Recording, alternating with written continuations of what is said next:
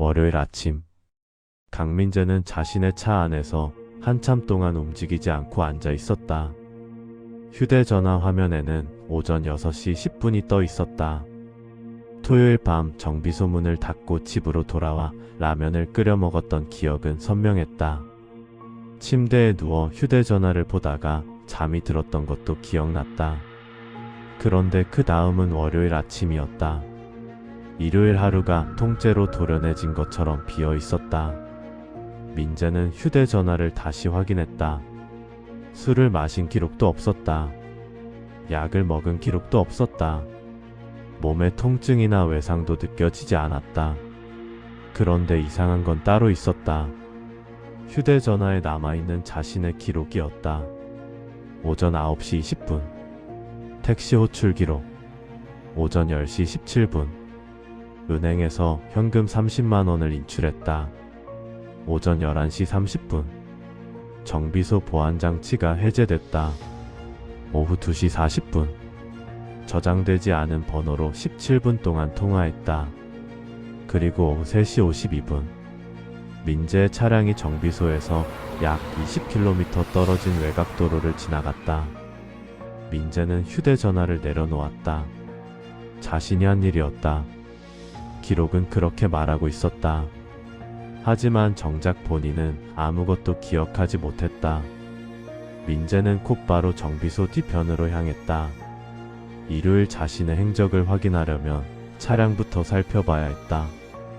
정비소 뒤편에 세워진 승용차의 문을 열자 낯선 냄새가 스쳤다.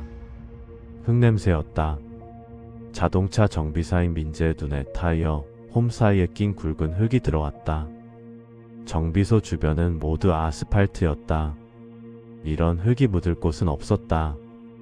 민재의 표정이 굳었다. 그는 곧바로 차량의 블랙박스 메모리 카드를 꺼냈다. 컴퓨터에 연결하자 일요일 영상이 재생됐다. 오전 10시 화면 속 민재가 자신의 차량을 몰고 정비소를 빠져나가고 있었다.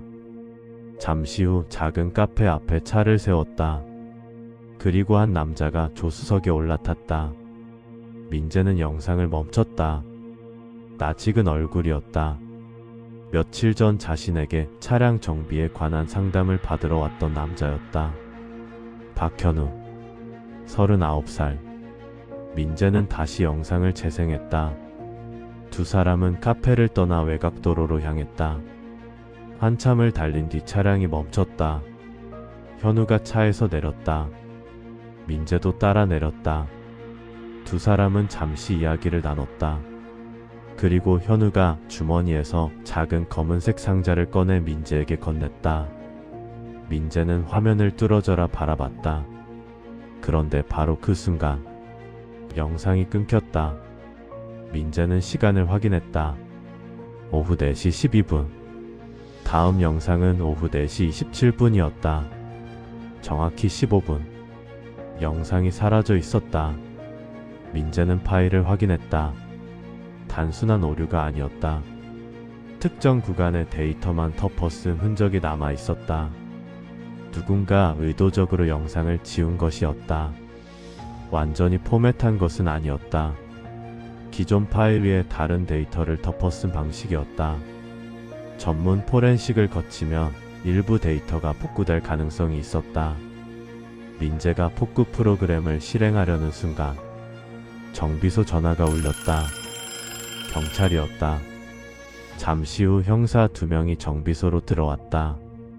앞장선 남자가 신분증을 내밀었다. 이정우 형사였다. 형사는 사진 한 장을 꺼내 민재에게 내밀었다. 이 사람을 아십니까? 사진 속에는 박현우가 있었다. 민재는 잠시 사진을 바라보다 고개를 저었다. 전에 정비소에 온 적은 있습니다. 하지만 개인적으로는 모릅니다. 형사는 잠시 민재를 바라봤다. 그리고 다른 사진을 꺼냈다.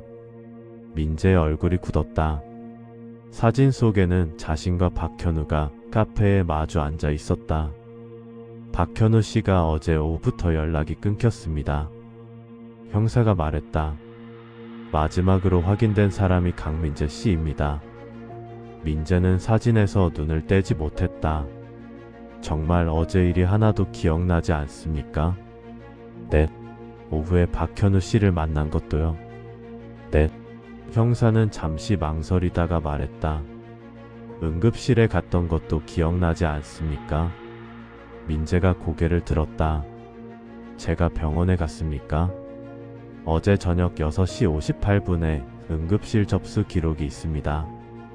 병원 CCTV에도 강민재 씨가 차량에서 내려 들어가는 모습이 확인됐습니다. 민재는 아무 말도 하지 못했다. 자신은 하루를 잃어버린 게 아니었다. 자신이 살아있었던 하루를 통째로 기억하지 못하고 있었다. 형사들이 돌아간 뒤 민재는 정비소 안을 다시 살폈다. 일요일 오전 11시 30분.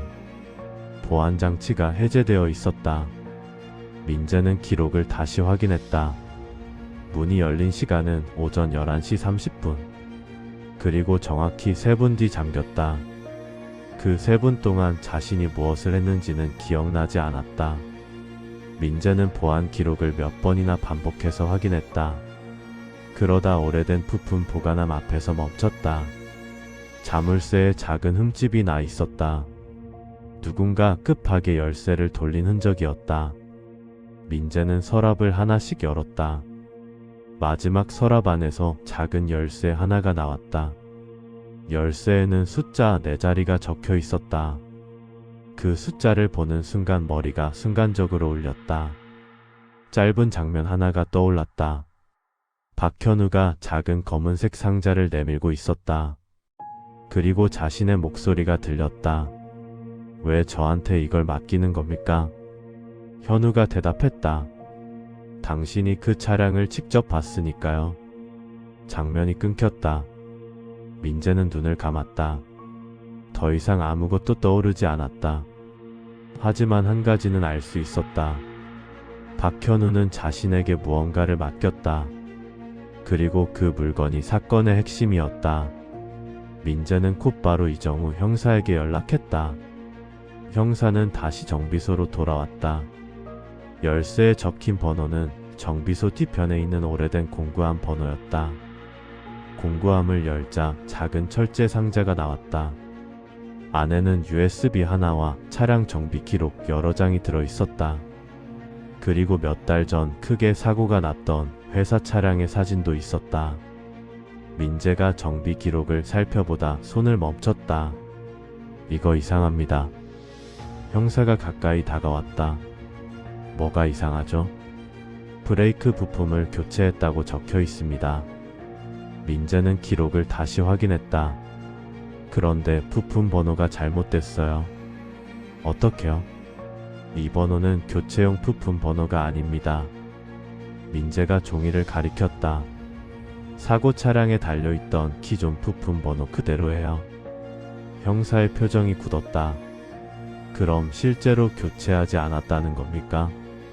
그럴 가능성이 높습니다. 민재는 사고 차량 사진을 다시 확인했다. 그리고 이 기록은 제가 작성한 게 아닙니다. 확실합니까? 네. 정비사라면 이런 번호를 잘못 적을 수는 있어도 기존 부품 번호를 그대로 교체 부품 번호로 기재하는 건 이상합니다. 누군가 나중에 기록을 수정했을 가능성이 있습니다. 형사는 USB를 바라봤다. 이 안에 뭔가 더 있을까요? USB를 컴퓨터에 연결했다. 폴더 하나가 나타났다. 안에는 차량 사고 당시의 주행 영상이 들어 있었다. 영상 속 차량이 교차로에 진입했다. 운전자가 브레이크를 밟았다. 브레이크 등은 분명히 들어왔다. 하지만 차량은 멈추지 않았다. 그리고 사고 직전 차량을 점검하고 있는 한 남자의 모습이 화면에 잡혔다. 형사가 영상을 확대했다. 남자의 얼굴이 선명하게 나타났다. 박현우가 근무하던 회사의 차량 관리 책임자 최성철이었다. 형사는 즉시 수사팀에 연락했다. 최성철은 박현우를 알고 있다는 사실은 인정했다. 하지만 강민재는 모른다고 주장했다. 사고 차량의 정비 기록을 조작한 적도 없다고 했다. 그러나 경찰이 차량 이동 기록을 확인하면서 상황이 달라졌다. 일요일 오후 최성철의 차량이 외곽의 폐채석장 방향으로 이동한 기록이 남아 있었다. 최성철은 그곳에 간 적이 없다고 주장했다. 하지만 차량 트렁크 안쪽에서 흙이 발견됐다. 경찰이 채석장 주변의 흙과 비교하자 성분이 일치했다. 그리고 차량 안쪽에서 오래된 휴대전화 한 대가 발견됐다. 유심은 빠져 있었다. 경찰은 휴대전화 데이터를 복구했다. 메시지 하나가 나왔다. 박현우가 보낸 문자였다. 오늘 증거를 넘기겠습니다. 잠시 뒤 최성철의 답장이 있었다. 어디에 있는지 말해. 현우의 마지막 답장은 짧았다. 이미 다른 사람에게 맡겼습니다. 최성철은 박현우를 협박한 사실은 인정했다. 하지만 납치나 폭행은 부인했다. 경찰은 민재 차량의 블랙박스에 남은 15분의 수사를 집중했다. 그리고 정비소 주변 CCTV를 다시 확인했다. 일요일 오후 5시 10분 최성철의 회사 차량이 정비소 앞에 멈췄다. 잠시 뒤 최성철이 정비소 안으로 들어갔다. 10분 뒤 다시 밖으로 나왔다. 그의 손에는 블랙박스 메모리 카드가 들려 있었다. 경찰은 최성철이 왜 메모리 카드를 가져갔는지 확인하기 시작했다.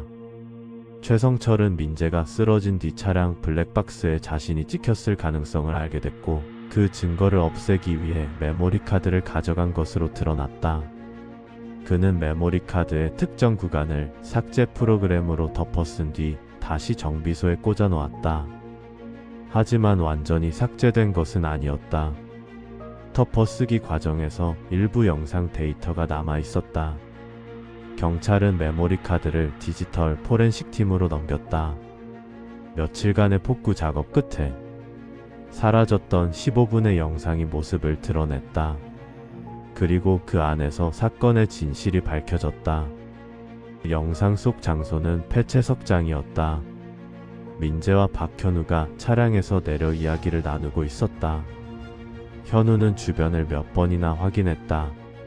잠시 뒤 검은색 차량 한 대가 폐채석장 안으로 들어왔다. 최성철이었다. 최성철이 차에서 내렸다. USB 내놔. 현우가 고개를 저었다. 이미 다른 사람에게 맡겼습니다. 최성철의 시선이 민재에게 향했다. 당신이 가지고 있습니까? 민재가 현우 앞을 막아섰다. 무슨 얘기인지 모르겠는데 그냥 돌아가세요. 최성철이 민재의 어깨를 밀쳤다. 민재도 그를 밀어냈다. 순간 몸싸움이 시작됐다. 최성철이 다시 달려들었다. 민재가 뒤로 물러나는 순간 발이 바닥에 돌에 걸렸다. 몸이 크게 휘청였다.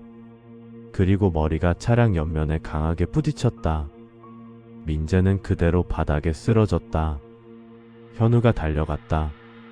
민재씨. 하지만 민재는 움직이지 않았다. 최성철은 잠시 민재를 내려다봤다. 그리고 아무 말 없이 차량으로 돌아갔다. 그 순간 현우는 선택해야 했다. 경찰에 신고할 것인가? 아니면 민재를 먼저 살릴 것인가? 현우는 민재를 차량에 태웠다. 그리고 가까운 응급실로 향했다. 병원 CCTV에는 현우가 민재를 부축해 응급실로 들어가는 모습이 그대로 남아 있었다.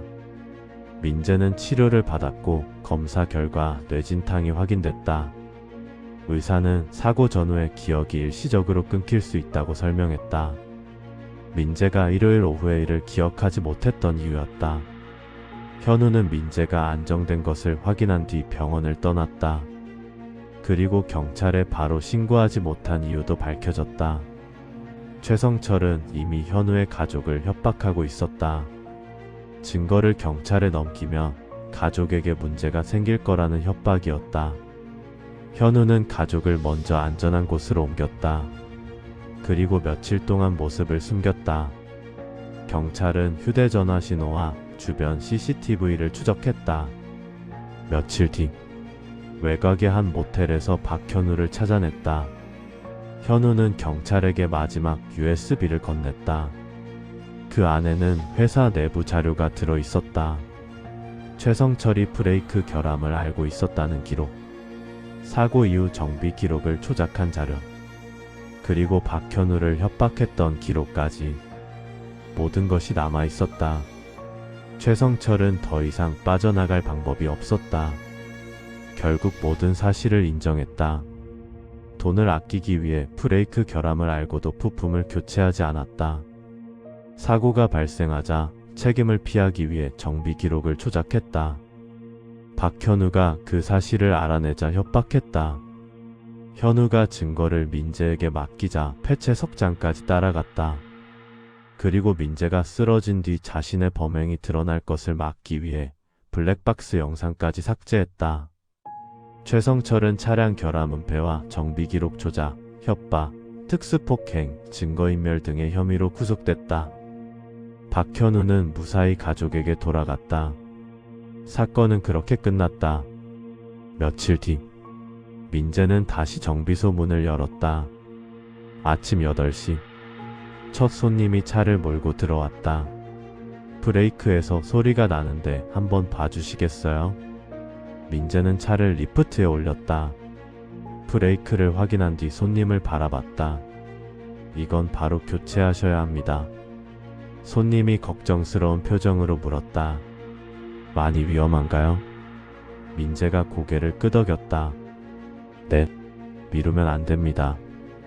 민재는 작업복 소매를 걷어 올렸다.